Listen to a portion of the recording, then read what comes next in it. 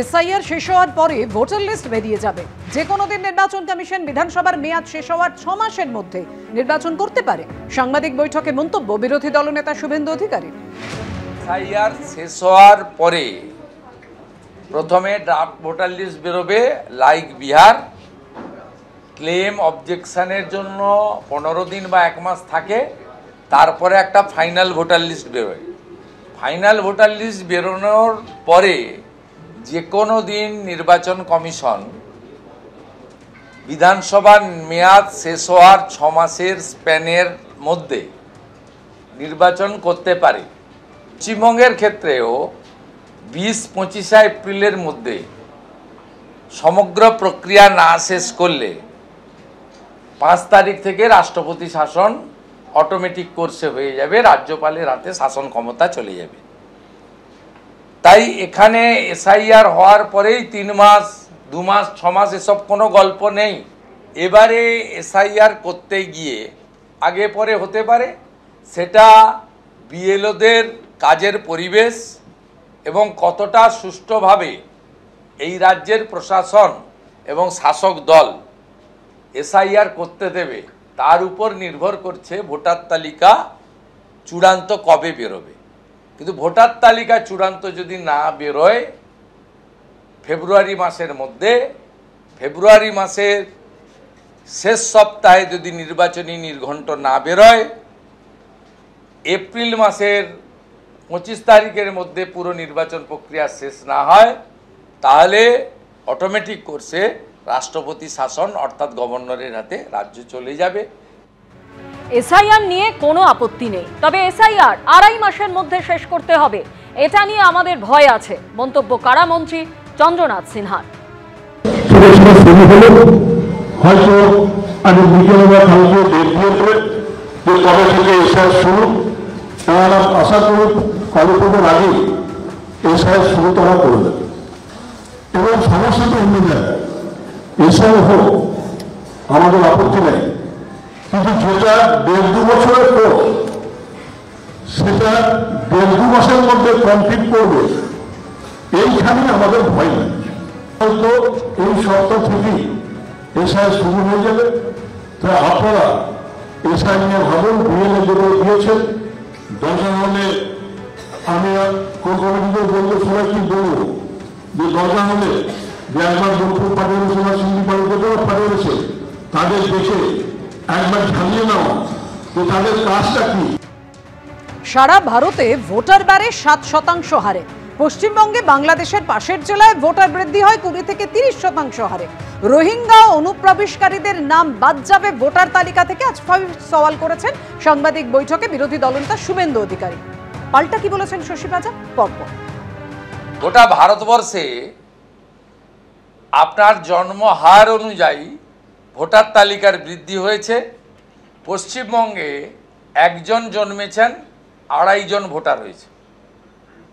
তার মানে এখানে জন্মাননি এমন কয়েক লক্ষ লোক ভোটার হয়েছে। তারা এসেছেন 540 কিলোমিটার সীমান্তে জমি বিএসএফকে না দেওয়ার জন্য বাংলাদেশ থেকে, এবং তারা মূলত বাংলাদেশের মুসলমান এবং রোহিঙ্গা, এরাই হলো অনুপ্রবেশকারী। এদের নাম ভোটার তালিকায় থাকবে না। কিন্তু যারা হিন্দুরা ধর্ম বাঁচানোর জন্য এসেছেন তারা হলেন শরণার্থী। তারা সিএতে অ্যাপ্লাই করলে ড্রাফট ভোটার লিস্টে তাদের নাম থাকবে। এটাই হচ্ছে নিয়ম। রাজারহাট নিউ টাউনে 28% ভোটার বৃদ্ধি হয়েছে। ভারতবর্ষে যদি দেখেন ভোটার বৃদ্ধির হার 7%। পশ্চিমবঙ্গে 105টা বিধানসভায় এই হার 20 থেকে 30%। এবং এই এলাকাগুলোতে দ্রুত ডেমোগ্রাফি বদলেছে। হিন্দুদের সংখ্যা কমেছে, মুসলমানদের সংখ্যা বেড়েছে। এবং মূলত উত্তর 24 পরগনা, দক্ষিণ 24 পরগনা, নদিয়া, মুর্শিদাবাদ, মালদা, উত্তর দিনাজপুর, দক্ষিণ দিনাজপুর, কোচবিহার, জলপাইগুড়ি, এই জেলাগুলিতে এই ভোটার, এবং আলিপুরদুয়ার অলসো, ভোটার বৃদ্ধি সংখ্যাটা বেশি। এরকম একটা গুরুত্বপূর্ণ কাজ, আপনি সেন্সাস মতো কাজের জন্য 4 বছর সময় চাইছেন, আর এসআইআর জন্য এক্ষুনি করতে হবে। তাহলে আপনি সেন্সাসের এত বলছে, কারণ ওই সেন্সাসটা হবে, তারপর ভাবুন মহিলাদের সংরক্ষণের বিল তারপরে হবে, তার বেলা আপনি সময় চেয়ে নিচ্ছেন। 2011 সেন্সাসটা করে উঠতে পারেননি। এনআরসি, এই এসআইআরটা এনআরসিরই ব্যাকডোর বারবার করে তৃণমূল কংগ্রেস বলছে। এই জন্য আমরা এটার প্রতিবাদ করছি এবং এর বিরোধিতা করছি। কেষ্টপুরে খাল থেকে উদ্ধার হলো 5 বছরের শিশু কন্যার মৃতদেহ। প্রতিবেশীদের দাবি, বাড়ির সামনে খেলছিল 4 ও 5 বছরের 2 শিশু। হঠাৎ দেখা যায় 4 বছরের ছেলেটি সামনের খালে হাবুডুবু খাচ্ছে। সঙ্গে সঙ্গে তাকে হাসপাতালে নিয়ে যাওয়া হয়। অবস্থা সংকটজনক। আর এর কিছুক্ষণের মধ্যেই খাল থেকে বাচ্চা মেয়েটির মৃতদেহ উদ্ধার হয়। কিভাবে দুর্ঘটনা খতিয়ে দেখছে পুলিশ। বাড়ির উঠোনে এখনো গড়াগড়ি খাচ্ছে খেলনাগুলো, কিন্তু খেলবে কে? একজন চির ঘুমের দেশে, আরেকজন হাসপাতালে ভর্তি। অবস্থা অত্যন্ত সংকটজনক।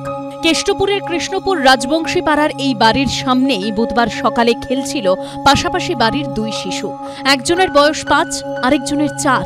সকাল 10:30 নাগাদ বাড়ির লোকজন হঠাৎ দেখেন শিশু দুটি নেই। দেখা যায় বাড়ির উল্টো দিকে খালে হাবুডুবু খাচ্ছে বছর 4 শিশুটি।